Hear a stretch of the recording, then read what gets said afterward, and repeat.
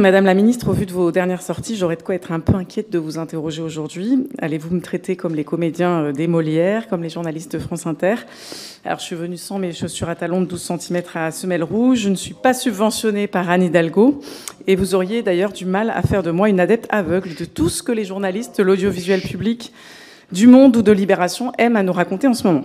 Ici, à l'Assemblée nationale, je pense qu'on peut se parler avec calme, honnêteté. J'ai regardé les budgets et les décrets et j'ai des questions simples.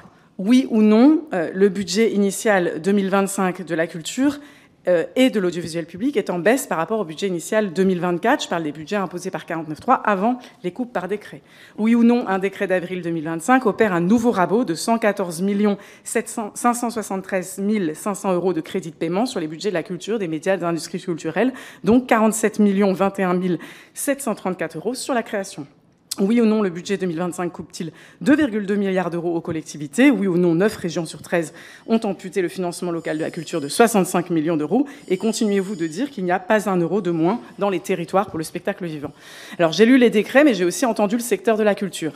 Syndicats d'employeurs de lieux labellisés comme de petites compagnies, intermittents du spectacle, artistes-auteurs, plasticiens, vacataires de la BNF, opéra, musique actuelle, CDN, MJC, que vous annonciez d'ailleurs vouloir soutenir, mais dont 22% voient baisser leurs subventions, 65 000 signataires de la pétition Culture Debout, bref, tous alertent. Précarisation et tri sociale entre les artistes, plan licenciement massif à bras bruit, contraction et même concentration de l'emploi, de la formation, de la programmation, hausse de tarifs qui sont contraires à la démocratisation. Tous déplorent cet assèchement des financements et une bascule du système vers un modèle de marché inadéquat à la fonction d'émancipation du secteur public. Alors, est-ce que, Madame la Ministre, vous direz, suivant l'exemple du Premier ministre, que tout le monde ment sauf vous? Madame la Ministre, est-ce que vous allez cesser de les railler, de les opposer les uns aux autres et écouter leurs alertes? En tout cas, comptez sur eux pour se faire entendre ce jeudi, ici, entre ces murs, à l'occasion d'un colloque que j'organise, et également dans la rue, après une journée de mobilisation à l'appel de tous les syndicats, ce jeudi. Rachida Dati. Comme toujours, vous êtes là pour faire votre promotion. Je ne suis pas là pour faire la promotion de Madame Legrain. Je suis là pour défendre la politique culturelle pour tous les Français en leur faveur. Moi, je réponds au nom de l'État, au nom du gouvernement, sur l'argent que nous mettons, l'argent public des Français sur la culture et les politiques culturelles. Je ne suis là pas pour défendre votre niche, Madame Legrain, ni votre promotion, ni vos volontés de pouvoir vous donner un peu de lumière sur le porte-bagages des autres. Le budget, s'agissant de l'État, les collectivités de gauche, qui sont vos amis, ont diminué les subventions à la culture pour nous faire porter le chapeau. Moi, je vais vous dire, je suis claire. Je suis très claire. Voilà. Moi, je ne porte pas la responsabilité de vos amis de gauche dans les territoires qui ont baissé les budgets de la culture.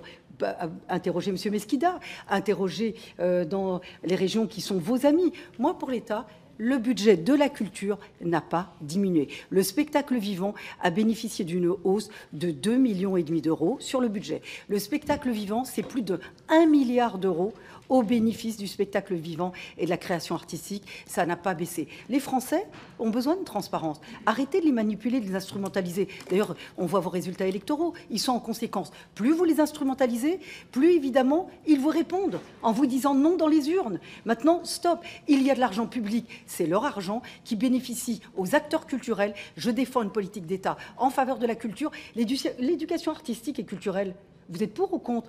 Voilà, c'est une volonté du président de la République de mettre le théâtre obligatoire, de l'histoire de l'art, de l'éducation artistique et culturelle dans tous les établissements scolaires.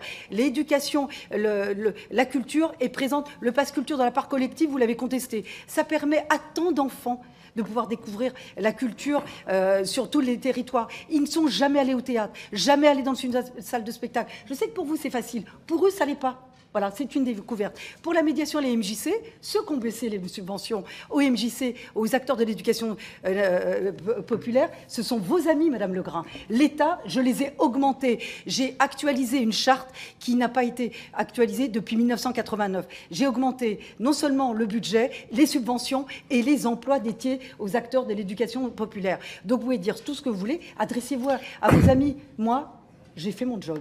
Parce que moi, je respecte les Français, et notamment ceux qui sont les plus éloignés de la culture. Donc le budget n'a pas baissé. Ça, c'est une réalité. Vos amis l'ont baissé. Je prends l'exemple de la ville de Paris, moins de 40% dans les théâtres, leurs subventions. Donc demandez-leur pourquoi. Moi, j'ai fait effectivement mon budget pour la culture, la création a fortement augmenté. Merci.